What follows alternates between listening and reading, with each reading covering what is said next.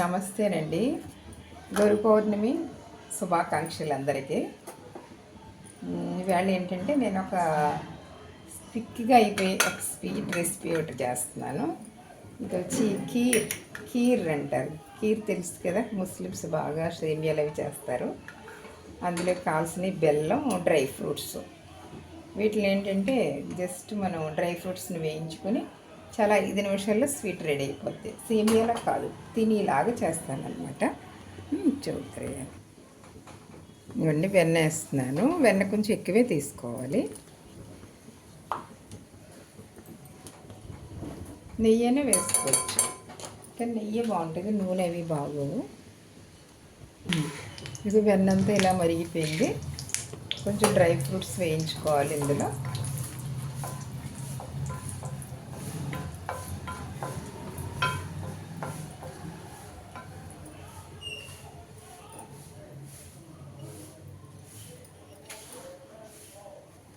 ఇంకా dry fruits అన్నీ వేసాను, మంచిగా వేగుతున్నాయి.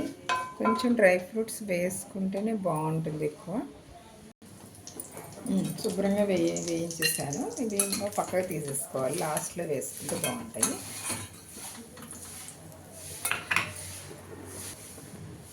కొంచెం ఇందులో 3 గ్లాసులు, ఒక గ్లాస్ కీర్కి 3 గ్లాసుల వాటర్ పోసుకోవాలి.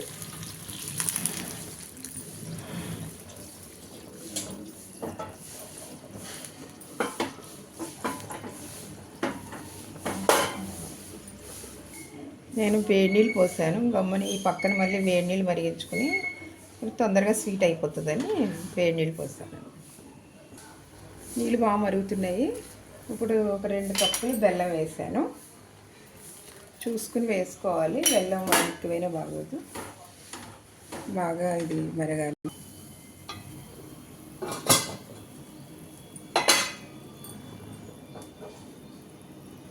కొంచెం పాలు కూడా పోస్తున్నాను, కొద్దిగా, పెద్ద అవసరం ఉండదు దీనికి.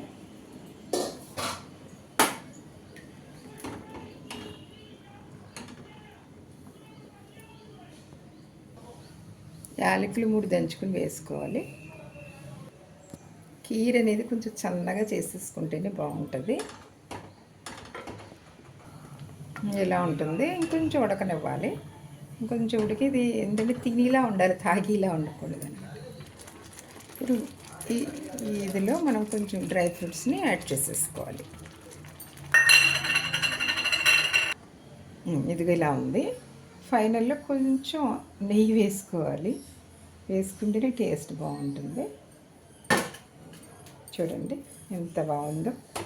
5 నిమిషాల్లో మనకి స్వీట్ రెడీ అయిపోతుంది.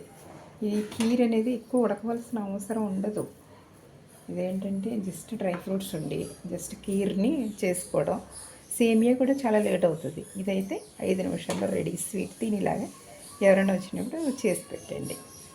ఓకే, మీరు కూడా ట్రై చేసుకోండి ఒకసారి.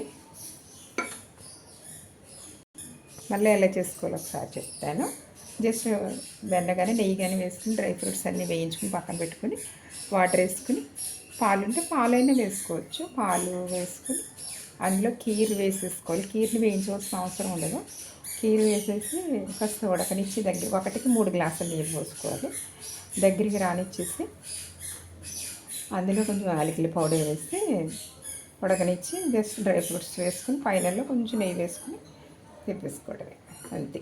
కీర్ స్వీట్ చాలా టేస్టీగా ఉంటుంది. ఎంత బాగుంటుందంటే పిల్లలు చాలా ఇష్టంగా తింటారు. ఎందుకంటే పిల్లలకి డ్రై ఫ్రూట్స్ అనేవి ఇవ్వకుండానే కాస్త ఎక్కువ తింటారని నేను ఎక్కువ వేస్తాను అన్నమాట.